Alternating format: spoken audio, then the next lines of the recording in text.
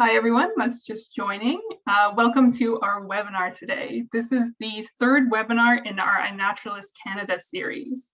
We are joined today by the Canadian Council on Invasive Species to discuss how iNaturalist can be used to report and monitor invasive species.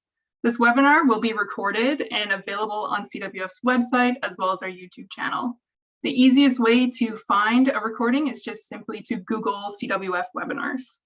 Here you will find recordings for this presentation, as well as many others. So we have three speakers today. First, we have James Paget, who's the Species at Risk and Biodiversity Specialist at the Canadian Wildlife Federation. He's going to give an overview of iNaturalist in relation to invasive species. Secondly, we have Kellie Sherman, who's the Operations Supervisor at the Canadian Council on Invasive Species. She's going to be presenting an overview of the Canadian Council's work, what invasive species are, and the impacts and highlights of a few specific species. Finally, we have Jenny McCarthy, who is the Director of Education and Learning with the Invasive Species Council of BC. So a few ground rules on how our webinars work. We have a Q&A at the end of all of our webinars. So you can use the Q&A feature at the bottom of your screen. You can ask us any questions, any specific questions on iNat. James and I might be able to answer throughout the presentation. Otherwise, we'll be asking questions at the end. Again, it will be recorded, so you can find the answers to your questions if you have to pop off early by watching the recording at the end. Finally, CWF is one of Canada's largest conservation organizations, undertaking projects and conservation across the country. Our mission is to conserve and inspire the conservation of Canada's wildlife and habitats. And we do this in a number of ways. One is through engaging the public and youth and citizen science like iNaturalist Canada, and through youth and education programs like Wild Outside and the Canadian Conservation Corps. And specific projects in freshwater, marine, and terrestrial environments, many of which include species at risk, like the right whale, Blanding's turtle, at-risk bats, and the monarch butterfly. So without further ado, I will pass over the presentation to James and we can get started.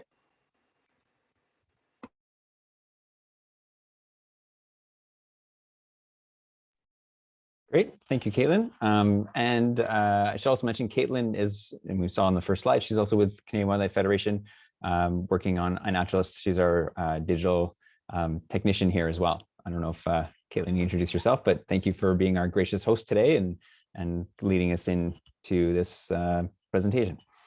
So iNaturalist is led by Canadian Wildlife Federation, and to do so, though, we've partnered with Parks Canada, the Royal Lantern Museum, and NatureServe Canada, which forms our kind of steering committee to help govern some of the undertakings of iNaturalist here in Canada, which we launched in 2015. And I keep mentioning iNaturalist Canada because it is part of a global iNaturalist network, which right now there are branches in 18 different countries, Canada being one of them, and more are actually in the works and on the way. So it's a global system, all of which feed into the database at iNaturalist.org, which is run out of the California Academy of Sciences in partnership with National Geographic. And so all the information does feed into this kind of global system of iNaturalist.org. But each country has their own iteration, which is translated into local languages. And there are a few benefits of affiliating or being part of the local version, local being national-wide, depending on how local you want to talk. In Canada, we have over 6 million observations. It's about 6.5 million now. Just in Canada alone, we're the second most observations in the world of iNaturalist, second only to the US, which is where iNaturalist originated and has a much bigger population than Canada. So I think that's a pretty good feat. So a reason to think about iNaturalist Canada is that we can then more easily share data for conservation use here in Canada, and large part in partnership with NatureServe Canada. We also have a bilingual platform in both French and English, and we create Canada-specific resources, which are bilingual as well, and cater to more Canadian species and a focus on those of us here in Canada. So if you're not already, it'd be great if you had a look at your account to see who you're affiliated with, to see if you want to switch over or to iNaturalist Canada, and or make sure you're going in through iNaturalist.ca as opposed to .org. Whether you affiliate with us or not, at least you get access to those resources and see some of the things that we've created for use here in Canada. And to do that, you go to your account settings, and if you have an iNaturalist account. So essentially, at its core, it's a database of current and past observations, species occurrences that are mapped and can be verified because these have a photo or sound recording that are associated to this occurrence, this observation. And people who contribute can be anyone, really, ranging from beginners to experts and everything in between. Basically, anybody who can take a photo with a digital camera or a smartphone or record a sound can contribute to iNaturalist. So this is this large database of citizen scientists, basically, that are contributing to it. And this is essentially kind of what it looks like. This is the 6.5 million observations we see across Canada. And I'm going to lead into this theme by diving a bit of a shallow dive into this database itself, into all these observations, with a slant on talking about invasive and introduced species. So this here is the database. When you go to iNaturalist.ca, you'll see the options for tabs along the top, and you'll see Explore. So anywhere you are on the website, this top bar stays there, and you can click on Explore, and it brings you to this page that lands on all the observations in Canada. Now, when we're thinking about introduced species, we don't need to see all the observations in Canada, and there are options to filter these observations, and you can filter based on a specific species, a species group, a location, time period, and that's under the filters tab that you can see on the top right. So when you click on that, conveniently enough, there is one for introduced species. So clicking on that will filter all the results in the map to show just the introduced species. And you can see a few of the other options. There's even more if you click on the blue, more filters on the bottom left. Once you're done with your search parameters, you can click Update Search, and the results are this new map, of which we have about 720,000 species or observations that are have been flagged as introduced in Canada, and this is the kind of the filtering of that. I think Kelly will probably get into more about introduced versus invasive. I think those terms will both be kind of put around, kind of used slightly interchangeably, but basically introduced in the iNaturalist sense are species that are not native to an area. For a species to become invasive generally means that it's not native to an area, but it's reproducing and taking over to a sense where it becomes problematic, and then that gets kind of termed invasive. So back to the database, as we zoom in on the map, you scroll in. So this is basically a heat map. So those kind of darker orange areas are where there's a higher number of observations, and the lighter squares are less observations. But then as you scroll in, that kind of shakes out to be seeing actual pins on a map. And that's kind of in the background here, you can see little points and different colored markers. Each of these markers represents a different species group, and you can see the kind of the coding on the bottom left chart there. So each one of these essentially is an observation that a person has made at a point in time using either the iNaturalist app or uploading something, an observation to iNaturalist.ca. And as you can scroll or pan across the map and click on any one of these markers, and it will bring up a little kind of flag of the observation itself, which is this. We can see someone right here observed a house sparrow. That's this little marker. And clicking on the name or the photo will bring you to the observation page, which has a bit more information on the observation itself. This provides a bit more information of what the person recorded. You'll notice that there's the pink exclamation mark at the top. That is a flag. It's essentially saying that this species has been flagged as being introduced to this area, and all of the introduced species will have this kind of exclamation mark flag on it. If you want to learn a bit more about the species and its distribution and some extra information, if you click on the name of that shows up at the top here, then you can, it brings you to the species page or the taxon page, which provides a lot more information, general overview of the species, some extra photos to compare to, and this kind of graph on kind of when in the year it's being most observed and most reported through in iNaturalist. You can also get to this page. So this page is also a general species page for other all the species in iNaturalist. So you can actually search for other species as well. And you can also get through it if you get to a general page that and then kind of scroll through the taxonomy or the different species that you can search for by clicking on the More tab at the top. And remember, the search bar is across all of iNaturalist. Anywhere you are on the site, you'll see this. So clicking on More, and then you can click on taxa info, and it brings you to a landing page where you can browse or search for species that you're interested in. The species page also has extra information as you scroll down. There's a map. There's extra information of these different tabs of the map. So this map is showing the distribution of observations across the world, and the range maps of the species that you can see in there, as well as some of the other tabs along the top that would be more information about the species, the status, which is we were talking about, the introduced versus native status, and some other information that way. Looking at where iNaturalist gets its information from, so a large part in like how species are kind of flagged or identified as introduced. A large part of the data source is through NatureServe Canada. So NatureServe has a network of provincial conservation data centers. And they assess the status essentially, or look at the status of species in Canada and NatureServe throughout North America as well.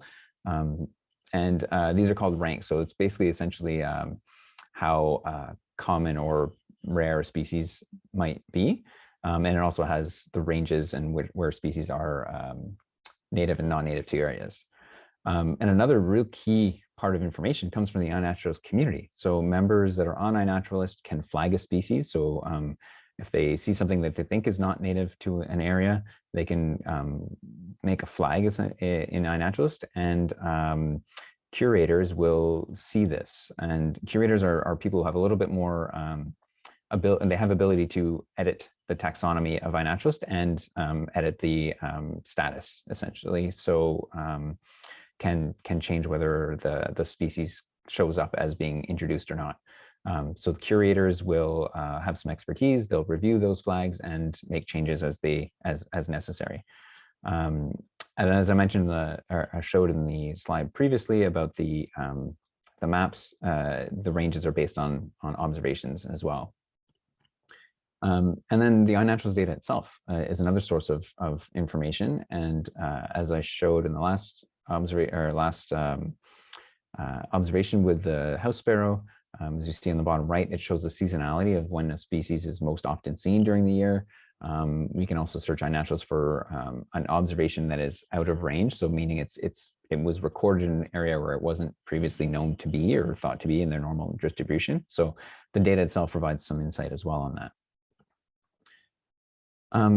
So it's a little more complicated than just saying a species is introduced or not. Not every species, the status is accurate in iNaturalist. A lot of them are, to be honest, and we're working right now to fix that and to improve that. And there's a few reasons why it's not always accurate. And the biggest part is there are tens of thousands of species that have been observed, and the community may not have come across every one of them or flag them all, the right ones, as being introduced. So there's kind of some work to be done, as well as curators that have to get to that. And a big part of it too is, as I mentioned, that NatureServe Canada and the conservation data centers have those statuses in their databases, but iNaturalist isn't programmable to pull directly from that database to identify which ones are introduced and not. One of the major reasons for that is that iNaturalist, as I mentioned, is a global platform, iNaturalist in general, and not every country has a NatureServe. And so it can't pull from a database that doesn't exist. So it's trying to make universal global system that works anywhere in the world. And then there's another nuance of what is considered native versus non-native. So there are species that are native to North America, but maybe not Canada specifically. And even more nuanced is there are species like the example on the right of Manitoba maple that are native to parts of Canada, but not other parts of Canada. So those blue in the map, as you see on the bottom right, Saskatchewan, Manitoba, and Ontario, Manitoba maple is considered native there, but not in BC, Quebec, and the Maritime provinces. So it really depends on the scale of what we're looking at as to whether we're talking about what's native versus non-native. So it's a bit more nuanced than just saying it's native to Canada or not. So what's the big deal? What does this all mean? And why is it valuable? Well, given the information I was just showing, now everyone can look through the database to see what is native versus non-native in your area, in your neighborhood, and you know what to keep an eye out for. Maybe consider if you have an area of plants or something you didn't know what it was, you can check to see if those are native species or not, and consider removal if they aren't. But there's also a huge benefit to the conservation. And here's a great example of the elm zigzag sawfly, which was first discovered in North America for the first time by an observer in Quebec. They had no idea what this was. All they had to go on was this kind of chew pattern, this zigzag chewing pattern in an elm leaf, and they posted it to iNaturalist. And then an entomologist saw this observation and suggested that it was possibly this species. And that caught the attention of the Canadian Food Inspection Agency, who manages invasive pests in Canada. They then sent a crew to the area to confirm and search the area, and did confirm it as this as well, after the iNaturalist community had already as well. And we put a call out then on iNaturalist and other avenues to try and get people to report this more. And turned out we have now 28 occurrences of this species. And the CFIA has since published, just very recently, as recent as a couple of weeks ago, put out a scientific publication on the findings and the benefit of iNaturalist as a key resource to having found this occurrence.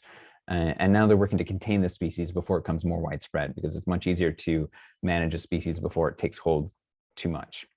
So it just shows how important a photo of a seemingly mundane thing like a leaf chew pattern can have real conservation impacts. And so with that, I'll turn it over to Kellie to talk about the Canadian Council on Invasive Species project and how we can contribute to conservation in a very similar way to this. Awesome, thank you, James. Okay, I guess I just have to share my screen here. Oh, sorry, 1 second. Share screen.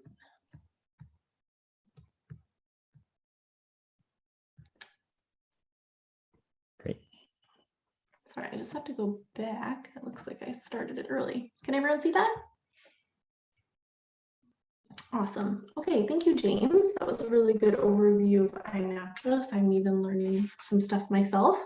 I just want to first acknowledge before I start that I'm speaking from Treaty 20 Michi-Sagig territory and the traditional territory of the Michi-Sagig and Chippewa nations. And we just acknowledge the First Nations stewards of this land today, where I'm speaking from. Yeah, so I'm going to talk a little bit about the Canadian Council on Invasive Species, who we are and what we do, and then jump into the iSpy and identify national special project that's with iNaturalist. And then Jenny from the Invasive Species Council BC is going to go into a little bit even more detail on iSpy. So for those who aren't very familiar with the Canadian Council, just a brief snapshot of who we are and what we do. We are the national voice and hub to protect Canada from the impacts of invasive species. We are a federally registered not-for-profit organization. Probably over 10 years ago now, there was a group of multi-agency representatives, federal government, provincial, territory, non-profit, that kind of came together and said that there was a need for a national organization to act as this national voice across Canada and link agencies and organizations together on invasive species. And so that's what we're doing, and linking perspectives from coast to coast to coast. Today, we're actually guided by a 4-chamber board. So you can see there, we have government, so provincial, territory, and federal, industry and business, Indigenous organizations, and our chapters, which I'll touch on. And really at this point, we are really strongly focusing on collaborating with our partners, our chapters, to deliver pathway-focused tools and resources that will encourage Canadians and Canadian organizations to take action against invasive species. So this is just a quick snapshot of our current board of directors, just their logos to give you an idea of who's currently sitting on our board.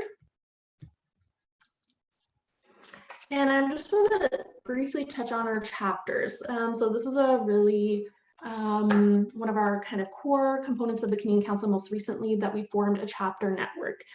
So our definition of a chapter is defined as a provincial or territory not-for-profit or charitable organization that is considered that province or territory's invasive species group or council, and really has the core mandate of reducing invasive species in that province or territory. So currently we actually have 11 chapters that form our chapter network, and so that's almost all provinces and territories in Canada. You can see the logos of the chapter organizations on our screen there. Our goal with the chapter network is to kind of build on what I said when I introduced ourselves, to build that strong national and inclusive voice that really supports and links the range of provincial and territory invasive species organizations, again, from coast to coast to coast. So we meet quarterly with chapters in between if necessary, to really connect, collaborate, avoid duplication, share resources, and as again, I can't reiterate enough, strengthen the collective contribution to invasive species across Canada.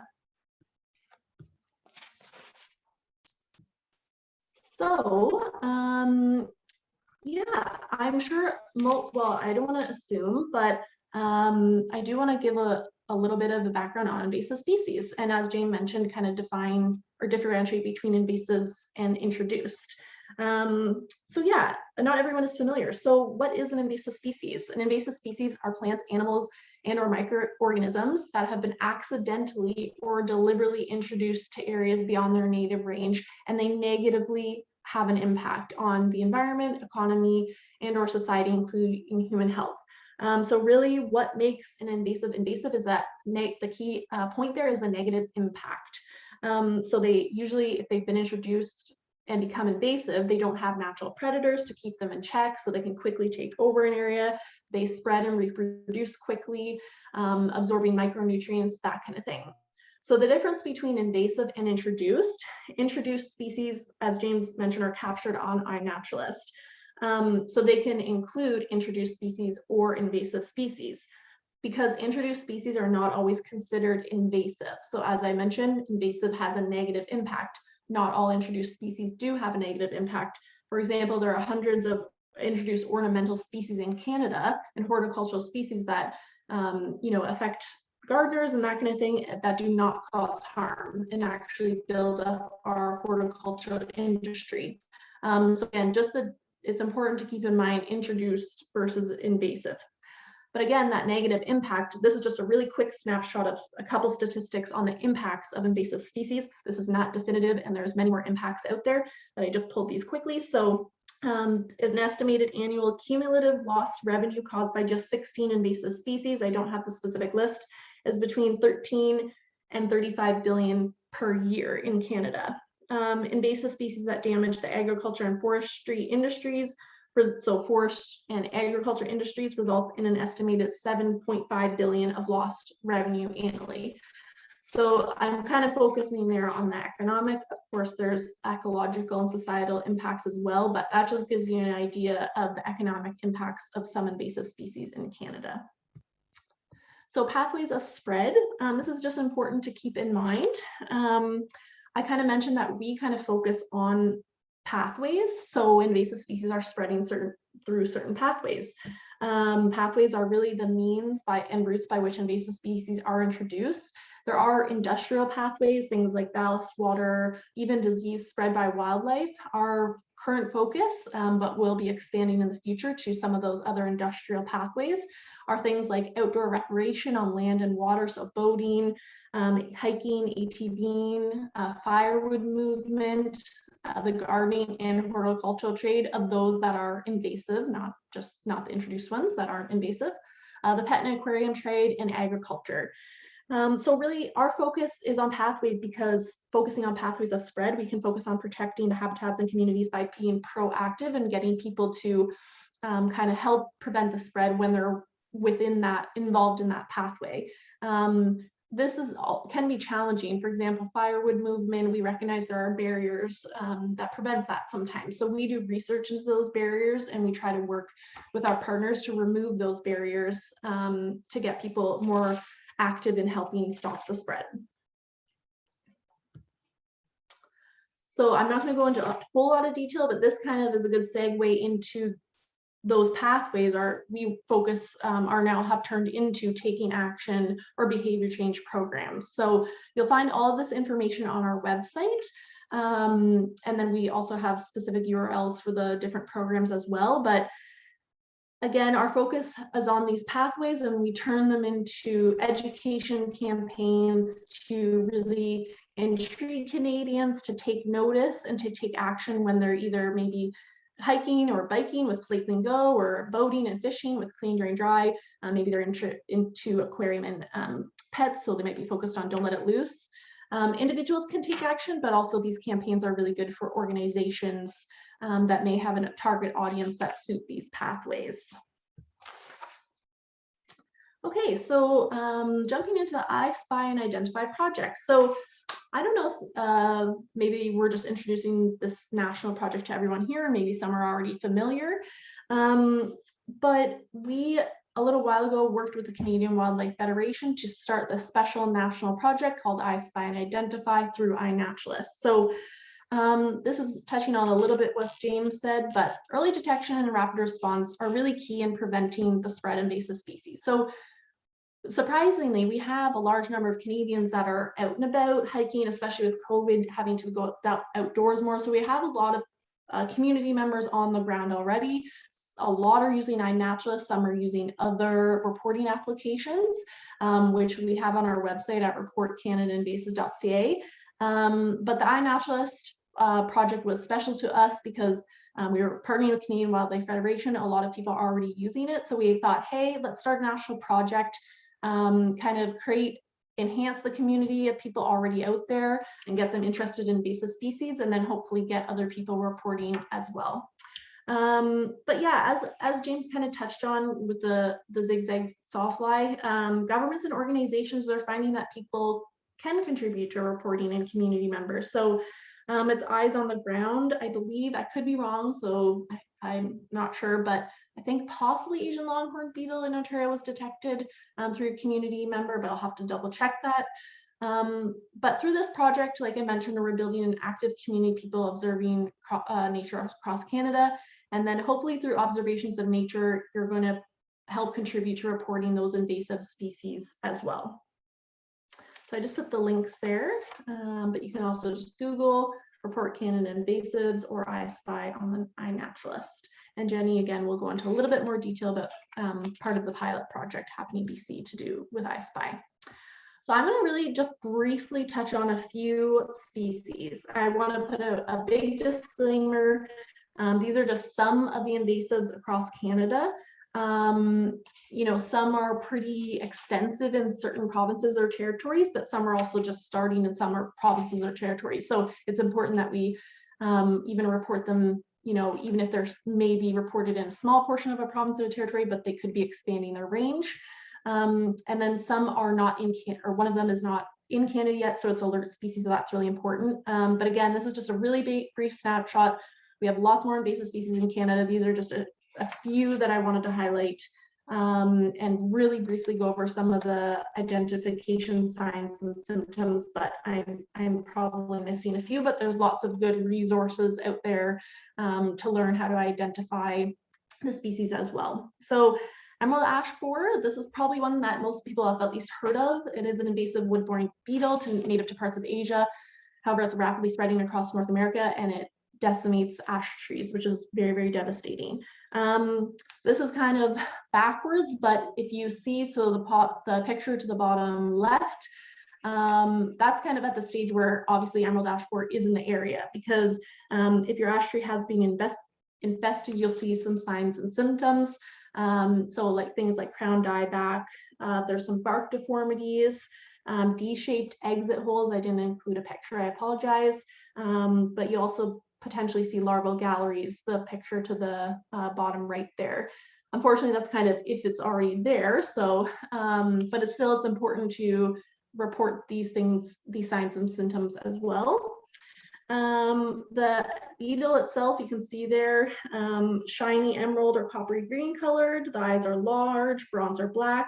Body is narrow, about 7 to 8 millimeters long. Adults can actually be seen on or near ash trees from early June to the end of August. And then the females deposit the eggs singly in bark crevices. I did include all pictures of all the life stages just for time's sake, but I did include a link to a national federal resource there. Also, I just want to mention that all of these species, all of our chapter organizations that I showed in one of the first slides, but they're also listed on our website, and you can also Google your Invasive Species Council in your province or territory. They have tons of excellent identification resources. So we promote our chapters and the resources that they've already invested their time into. And they're really good resources on a regional scale to get in touch with. So quickly on the impacts of emerald ash borer, again, economic focus, so I apologize. Oh, I think I have one on ecological with ash. Maybe not. The city of Toronto, for example, estimates that it will cost the city $37 million over 5 years to cut and replace their ash trees. As of 2012, the Canadian Food Inspection Agency had already spent over $30 million to manage EAB. Over the next decade, these are estimates, suggest that 17 million trees will need to be removed and replaced this is in the US, and that would cost 10.7 billion. So not Canada, but you can see how devastating the economic impacts can be. Okay, next up, giant hogweed. Again, maybe this has caught, or you've heard of, it's caught national attention. A toxic perennial that reaches 15 feet tall and can cause damage to skin from its sap when exposed to sun. So it's originally from Asia and was introduced as an ornamental. You can see there the stems are purple with stiff white hairs. The leaves are really large and have deep incisions, and they can get up to 3 feet wide. From mid-May to July is when you'll see that umbrella cluster of leaves. Again, very large. I used to work for the Ontario Invasive Plant Council. There are a lot of lookalikes to giant hogweed, things like cow parsnip, angelica, Queen Anne's lace. But in full bloom, or at its height of growth, giant hogweed, like I said, is 15 feet tall. So it's unlikely you come across giant hogweed if it's a very small, short plant like Queen Anne's lace. It's a large plant. I just linked one of our chapters websites there that has best practices on giant hogweed. They have lots of good information on lookalike species to giant hogweed.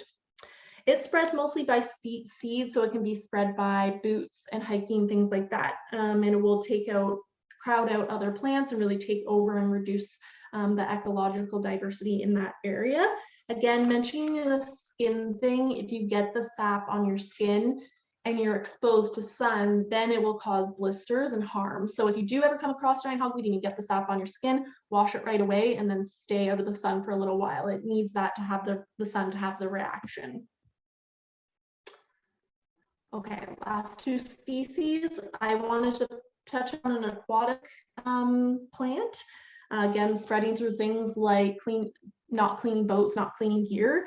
Eurasian water milfoil, native to Europe, and it's one of the most widely invasive aquatics across the continent. We do, in Ontario anyways, we have a native milfoil as well, but the key difference between the native and invasive is you can see in the sketch there, the leaves have 12 or more thread-like segments. So if the 11 or less thread-like segments, it's most likely not Eurasian water milfoil, but 12 or more, it is Eurasian water milfoil. There also is a hybrid between the native and the invasive, but I didn't include the ID information on that. Again, as mentioned, this one can spread really rapidly and really quickly. In my area, I've seen it just take over lakes. It can spread through props, equipment, that kind of thing. And as soon as one fragment is cut off, it can start a whole new infestation once it reaches the sediment.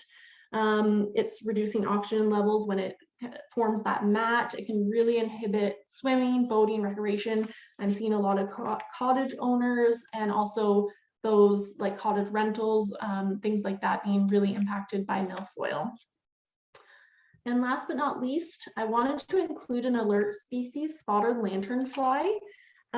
This one's really important as it's not, as of today, here yet in Canada, but it's a dangerous pest that's threatening Canada. So you can see I highlighted that and as alert species. And this would be one of those species that would be, well, we don't want it to come through iNaturalist or the iSpy project, but again, because it's not here, if it ever did arrive, you know, to catch it early would be fantastic, relating to that early detection and rapid response. So adults are 2.5 centimeters long. You can see very clear pictures there. I won't go through all the identification signs, but they do have 4 life stages. By the 4th stage, they're significantly larger, about 1.25 centimeters. And they have egg sacs, and that's kind of how they can spread. Eggs are brown, seed-like, and covered by a grayish secretion from an egg mass that is arranged in an oval shape vertically. So the spread as an adult, it can spread as a hitchhiker, so on gear and that kind of thing. The egg masses can be laid on trees and you know, chairs that you might be putting away for fall. So if you do come across egg masses, again, I didn't include a picture, so I apologize, but lots of good resources online. The best suggestion is to scrape it off and put it in soapy water. So like I said, they're not here yet, but they have been identified in the United States. They were first discovered in Pennsylvania, or it was first discovered in Pennsylvania in 2014. Again, it's now considered an alert species in Canada and is being carefully monitored by the Canadian Food Inspection Agency. They're often found, so the risks with spotted lanternfly, it's significant. They're often found in swarms. And these insects really pose great risk to North America's agricultural industry. So their preferred food source is actually the tree of heaven, which is considered an invasive species to North America. And they also feed on grapevines, fruit trees, and over 100 other tree varieties, which are really significant to forestry and agriculture. So the Canadian wine and grape industry contributes $9 billion in economic impact to the Canadian economy. So this would have a devastating impact on this economy. So again, just an alert species to keep an eye out for. We also have a blog at canadainvasive.ca with more information, and we'll be sharing more information about spotted lanternfly moving forward because it is an alert species and we want to stay on top of these. So potentially look out for some information to come through the journal entries of the iSpy project as well if you're already signed up. Okay, so I think that's it for my part of the presentation.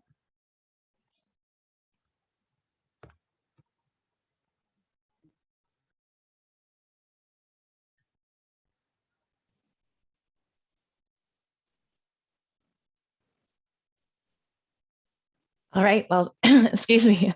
Thanks, Kelly. I'll take over from here. Thank you so much to the Canadian Wildlife Federation for having me here today. My name is Jenny McCaffrey. I'm the Director of Education and Learning with the Invasive Species Council of BC. And I'd like to start out by recognizing with gratitude that I live, work, and play on the unceded and traditional territories of the Musqueam, Squamish, and Tsleil-Waututh people.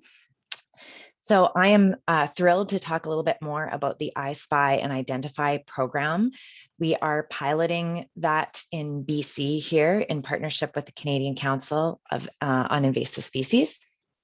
So as a little bit of an introduction, this is part of a community science pilot, and we're really focusing on learning, reporting or observing, and taking action. So here are a few examples of what I mean by that. We have developed a number of e-learning courses. These are in the pilot stage. They're not accessible yet, but they will be soon. And we are looking at nationalizing those courses for 2022. And then we've got just an example here of one of the reports our community science facilitators has observed on iNaturalist. And then we've got a volunteer here taking action and pulling weeds. As you can see, many bags of weeds here. So just a note that the the emphasis really is on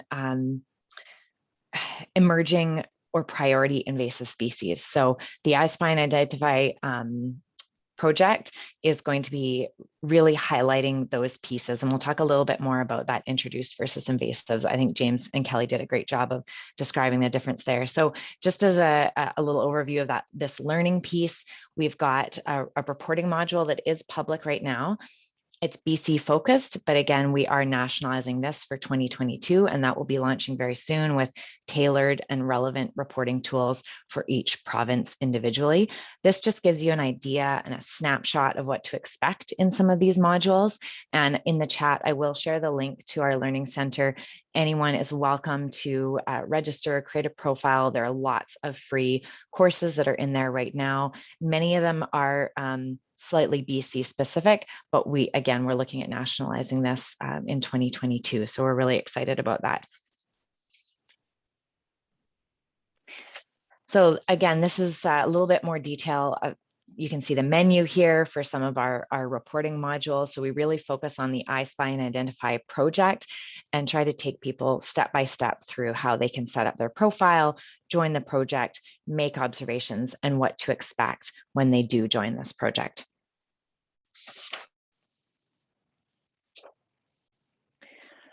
So we've got lots of activities in there, challenges. As you can see, we've got the iNaturalist piece here. Since this is BC specific to start. We have the Report Invasives app displayed here, sorry. But again, this will be tailored and relevant when we nationalize this module in early 2022. And I'm happy to chat more about that. I'm sure we'll have some questions about that coming through. So let's jump in to the observing and reporting piece. So these are just a few examples of some of the native species that our community science facilitators have been out there observing recently. And I'm really excited to kind of show that these are all that research grade level. The project is hovering or just over 50% research grade. And this is a really exciting goal for us to maintain and improve on over the course of this project. And then these are some examples of those invasive species that our team has observed as well recently. So again, as James and Kelly both shared, with respect to iNaturalist, all invasive species are in that introduced category.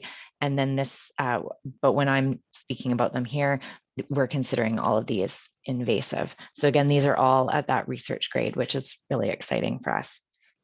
One of the really neat things that I found, especially with our team and publicly, is that iNaturalist really breaks down the barrier of identification. So for those who just don't feel really strong about identifying species when they're out there hiking or walking or biking, doing what you do, iNaturalist really allows you to figure out what you're looking at, and that's really exciting for us. So this is a really fun, I think, fun example of what you can expect in the I Spy and Identify project. So this is just an example. A few weeks ago, the eastern rat snake was identified here, just near here in Coquitlam, BC. And I got a fabulous email that said, you know, this snake is 6 feet long. It will definitely bite, and it will definitely emit some awful smell. Can we go check it out? So these are two of our community science facilitators who are out there doing a little bit of snake searching. And Ruby, who's in the front here, happens to be a snake expert, which we're very lucky to have her on our team. And so this is just kind of a neat example of how we're able to collaboratively jump on some of these exciting reports. So ways to take action and what else to expect. So we've got some social media posts here. I just included, we've got Facebook and Instagram, of course, here in BC. This is that pilot piece, fact sheets for some of the species as well. We're developing videos and other resources that make it really easy to promote the I Spy and Identify project and make it easy for people to join and start observing, knowing how to take those really great photos. We really want to add value by, adding supplementary pages and information about emerging and priority species, like, for example, the eastern rat snake, which is really great. So we were just so thrilled that that observation was acted on quickly and collaboratively, and that's what we hope to see more of through this project. So why should you join I Spy and Identify? As I said before, we'll have these really great information on emerging and priority invasive species, journal entries. We've got one there. Kelly put up one about the eastern rat snake, which is great. We'll have lots of contests and prizes coming in soon too. And with lots of different tools in the toolbox. So we hope to be developing additional resources and making those all national very, very soon. So as Kelly said, we're building that community of active observers. We really want everybody to keep an eye out for those introduced and those invasive species. Thank you very much. I think that we've got a little bit of time for questions, and I see some in the Q&A, so I'll stop sharing and pass it back to Caitlin and James. Thank you so much, both of you, for your presentations. They were wonderful. I learned a lot about invasive species in the last few minutes. We do have some questions, and if anyone else has any more, please type them in the Q&A at the bottom. So people are asking about the I Spy and Identify project. Yes, it is on iNat. I think I can answer that one. I put a link to it in the chat for everyone, and you can join it on the app. I don't know, James, if you wanted to tell everyone how they can use the app to join projects. Yeah, sure, that's great. I was thinking too, what I can do is I've got the iNaturalist website up here. I'll share my screen and walk people through just where to find projects and how to join. Let's see if this works in real time. I think my internet's solid enough to do that. Okay, so everyone's seeing my page there. So yeah, this is just the iNaturalist site. Along here that you have the top bars anywhere that appear on the site if you go to explore any one of those. So if you go to community, there's a drop down arrow, projects, it will bring you to this page, and conveniently I Spy and Identify is right there at the top under featured. So you click on the project, it'll bring you to the project page itself, and then up here, oh, I haven't joined yet, there we go. Click join the project, and that's it. And it asks you if you want to allow curators to access your observations. I want to trust them with my hidden coordinates. So if I obscure something manually, I want to let them still have access. It won't show anybody else on iNaturalist. It'll give the project curators, so the people you see along the top here, access to those true locations, which is really helpful for them. So I'm going to say yes for any of my observations, and I will join the project.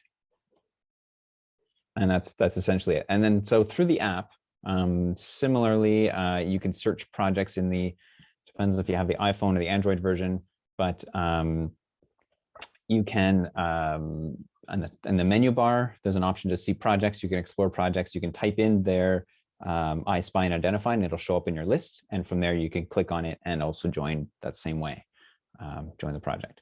There's a bit of a lag time between when you join and when it shows up in the app. It will instantly do it on the website, but there's a bit of maybe a 5-10 minutes sometimes. So just don't be surprised if it doesn't show up right away. Great, thank you. And we have a question from Kate, and she was mentioning how sometimes organizations in the US give out native milkweed seeds, but they might not necessarily be native in Canada. And she was just asking if the Canadian Council does any work with telling people the importance of planting native. Yeah, we definitely, so we have a program called Be Plantwise, which is actually ISCBC does as well, and some of our other chapters in different provinces and territories have. So it focuses on, like I said, the horticulture pathway, so addressing invasive ornamental species. And so with a lot of that messaging comes the importance of planting native and also planting within your zone and locally sourcing seeds and that kind of thing. So it is intertwined in our messaging, kind of after the next step of identifying and addressing those invasive ornamental species that could potentially be harming ecological diversity in their area. Great, thank you so much. We have another iNaturalist question. Do you have suggestions for how to indicate how big a population of a species you are seeing? What about adding observations of the same individual or species? Yeah, generally in iNaturalist, it kind of depends on the observer. Some people take like dozens of observations of the same species, but if there's a whole patch of it, they might take a bunch. A simpler way too would be if you record a species, there's a comments or notes field as well, so you can write in. So if you see a patch of garlic mustard, you can say, oh, your species is one photo of the garlic mustard, and in your notes you can say how many there are, or how big the patch is. Alternatively, you could take 100 different pictures, but it's kind of personal preference. And maybe, I don't know, Kelly or Jenny, you want to mention about for you guys, what is your preference like as from your project's perspective as to how you might do that? You want to start, Jenny? Sure. James, I just really appreciate you bringing up the comment section, because I think that is the best way to indicate the size of an infestation. And certainly we really appreciate that information. Yeah, I agree. And I think maybe like sort of the training materials that are being piloted, people will learn about those tips and tricks because it's true. Yeah, I've even reported a few in the past couple of weeks, and I haven't put notes in about the size of the infestation. So yes, I agree. Great, thanks everyone. I can answer the next question really quick. Yes, there will be a recording of this webinar, and it will be available on the Canadian Wildlife Federation's YouTube channel as well as our website. And you can find it by Googling CWF webinars, and you have access to all of our other iNaturalist webinars as well. And we have a few other questions. What if you don't have a smartphone for iNaturalist? James, do you want to take that one? Sure. Yeah. Caitlin, you're just as good to answer that too. But yeah, so if you have a digital camera, it works as well. Then you can upload observations directly to iNaturalist.ca. So I know not everybody has a smartphone, or not everybody is comfortable using an app out in the field. So a digital camera picture works as well. You bring it to your computer the same way you would normally bring your photos into your computer, and then from there, there's a way to upload observations from your computer that way. And as Caitlin mentioned, we have a couple of other webinars, and one of them specifically is an hour long of how to add observations to iNaturalist. We also have a much shorter how-to video on iNaturalist.ca in the help section that is much quicker, maybe 15 minutes on just kind of the quick steps on how to add observations. Great, thank you. Someone asked, once I've joined projects like iSpy and Identify, will my past observations be included, or will it only be the observations effective after joining? So James, I can answer this one if you'd like. So because iSpy and Identify is a collection project, all of your observations in Canada will be automatically added from before the date. So everything you have to date will be added to the project. We also have another question for the invasive species folks. Has the CCIS considered compost as a pathway for invasive species?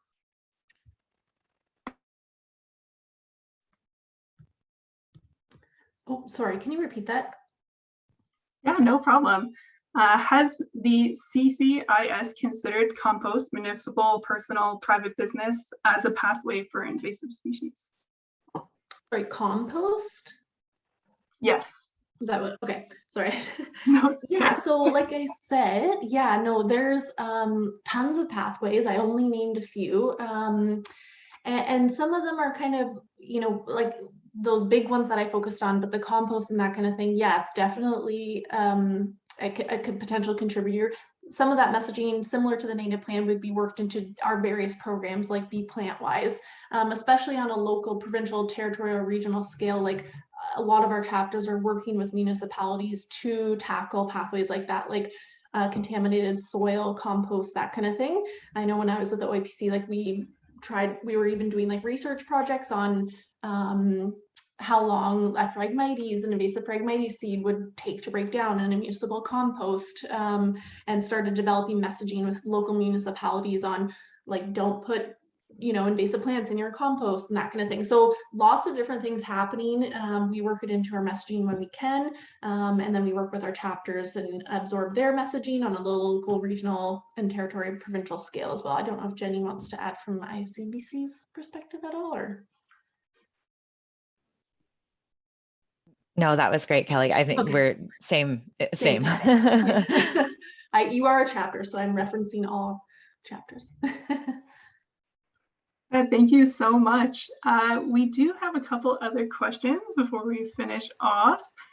Someone asked, does the Seek app work just as well as iNaturalist? Maybe James, you can take that one.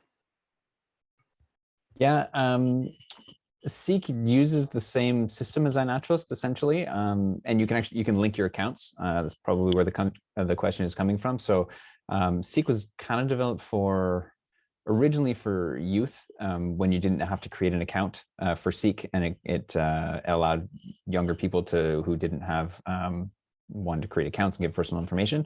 But if you do have an iNaturalist account, you can link your Seek to that. The benefit of Seek is that the image recognition software works offline, which I think is a real draw to that. The downside is that it doesn't work as well as iNaturalist. Because being an offline model, it doesn't offer as good suggestions as the online iNaturalist image recognition software does. That being said, actually iNaturalist is in the midst of updating their app and redeveloping the software to build that offline option into the iNaturalist app as well. And they're expecting it to be pretty similar to what you can get online now. So hopefully that answers. Great, thank you. One more iNaturalist question. If an unknown plant comes up that they did not plant, should I identify it as captive or wild? So that's a little captive cultivated checkbox when you upload an observation. James, do you want to give it a go? Sure, yeah. Yeah, exactly, Caitlin. There's a checkbox when you make an observation as to whether it's captive or cultivated. Generally, we're saying captive or cultivated is something that you know was intentionally put there. So a garden plant or a tree you've planted in your yard, that we would consider captive cultivated. If it's an escapee from a garden, then that I would consider to not check that box and leave it as kind of wild in a sense. Yeah. Great, thank you. It's 1 p.m. now, so just do one more quick question. And this is for the invasive species guys. So there's a couple of questions here about planting seeds or something like catnip. Is it introduced? Is it invasive? And should you plant something when you're unsure of where it's from? Do you want to try it, Jenny? Sure, I'm going to go ahead and say, don't plant anything if you are unsure of where it's from, especially seeds. I think that that's a really tricky one. It's hard to make sure that seed mixes are invasive free, and you have to do a little bit of digging, the pun, to figure it out. So I cannot recommend enough the Be Plant Wise program that Kelly referred to through CCIS, and the Grow Me Instead piece, which offers alternatives, native alternatives to species that are very commonly sold and that are quite popular in garden centers. Yes, I agree. Thank you for bringing up the Grow Me, and that related to my other question. A lot of provinces and territories, as part of the Be Plant Wise, or if they just have a program called Grow Me Instead, like Jenny just said, have an actual guide. So if you Google your Invasive Species Council, you can find it, and it will outline native versus invasive species.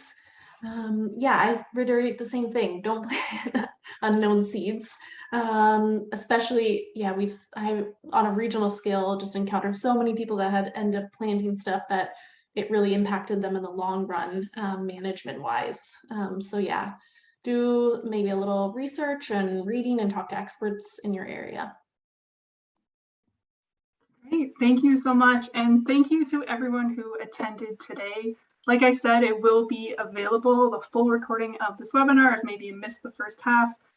you can come back and watch it. And I wanted to thank Jenny and Kelly and James so much for presenting today. It was a really, really good webinar. Thank you for having us. Yeah, thank you so much. Thank you, everyone. And also as a plug-in, we're going to be having another webinar next Friday, focusing on endangered species and how the iNaturalist data can be used to help inform conservation decisions on invasive species. So you can find that at that same link to search for CWF webinars and register for that if you like to. And thank you, everybody, and have a great rest of your day. Thank you. Thank you. Thanks.